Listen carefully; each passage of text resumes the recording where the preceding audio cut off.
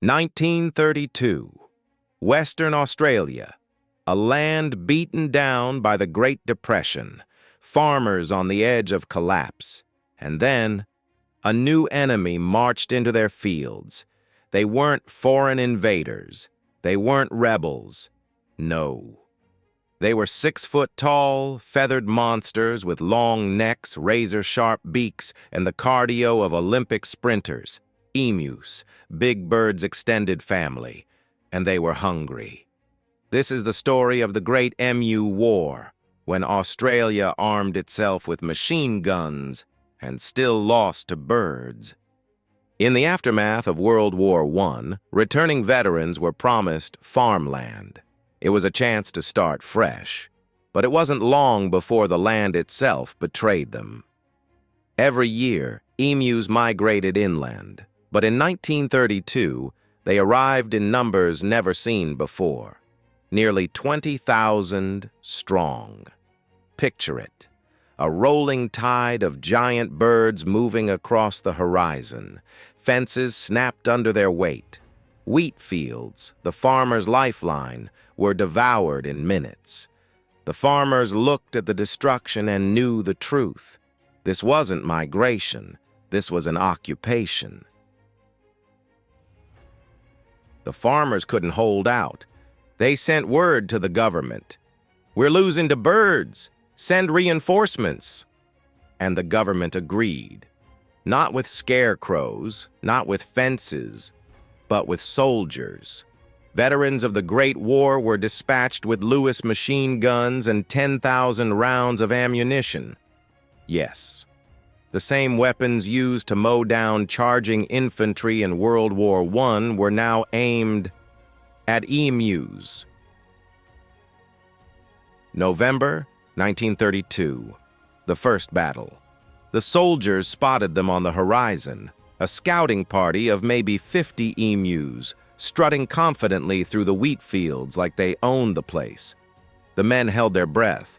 The gun was mounted. The order was given. Fire, click, grind, silence. The machine gun jammed immediately. What followed was less a battle and more a slapstick comedy routine. The emus didn't charge. They didn't retreat. They just exploded in every direction, legs pumping like chaos incarnate. Some zigged, some zagged, some just sprinted in circles like feathered maniacs at a track meet. Not a single bird was hit. Not one. The official report tried to make sense of it all, claiming the emus had split into small guerrilla units, which makes them sound like feathered special forces executing a tactical retreat. The truth? They were just running around like absolute lunatics, powered by pure bird brain instinct. But in the eyes of the army, this wasn't random at all. This was strategy. These weren't birds anymore. These were commandos, masters of evasion. Round 1, emus. Army score, 0. Days later, the second engagement began. Word spread fast. A massive force of nearly 1,000 emus was on the move. A black tide of feathers advancing across the farmland. This was it. The chance to turn the tide, to crush the enemy once and for all. The soldiers readied themselves, their uniforms stiff, their pride on the line. Farmers gathered at the edges of the field, whispering prayers to the wheat gods. The signal was given. The soldiers unleashed a storm of lead. Bullets hissed through the air, dirt flew skyward, the battlefield shook with noise, and then silence. When the dust cleared, the results were tallied. Out of 1,000 emus, a grand total of 12 had fallen. 12. Not even enough to fill a small petting zoo. The rest? Gone. Melted back into the scrubland like feathery ninjas, vanishing as if the bush itself had swallowed them whole. The commander's official report tried to sound serious. The emus have an uncanny ability to dodge bullets. In reality, They just ran around in zigzags, bouncing like feathered pinballs with legs. But to the soldiers, humiliated, red-faced, and empty-handed, these weren't birds anymore. This was Emu Squadron 6, an elite unit of bullet-dodging, wheat-devouring commandos. The farmers stood in shock, the soldiers stood in shame, and the emus stood victorious. Round 2. Emus again. Desperation breeds bad ideas.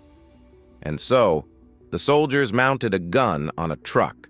The plan: chase the birds and mow them down. The reality: the truck bounced wildly over rough terrain, the gunner couldn't aim, and the emus outran the vehicle with ease. Eyewitnesses described the sight of birds sprinting alongside the truck like marathon runners. To the soldiers, it was demoralizing. To the emus, it must have felt like cardio day. It was supposed to be a chase.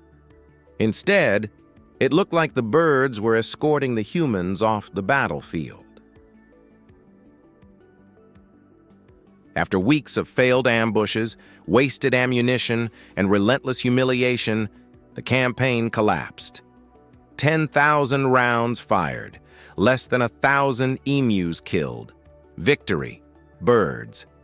The emus had proven themselves masters of unconventional warfare, fast, evasive, immune to the concept of staying still and getting shot at.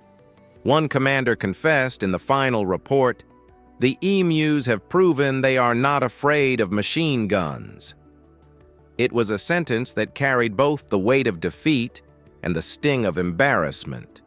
Because really, what was the army supposed to do with that information? Request heavier artillery, air support, anti-emu tanks? And so, with nothing left but dusty boots, jammed weapons, and bruised pride, the soldiers retreated. The Great Emu War was over. The birds had won. The newspapers had a field day. Headlines declared, "Emus defeat army." Politicians were humiliated. Soldiers who had once survived Europe's trenches now carried the shame of losing to oversized chickens. In the end, the government turned to a bounty system, paying farmers for every emu killed. That succeeded where machine guns had failed. But the war was already lost. The legend was written. The emus had won their place in history.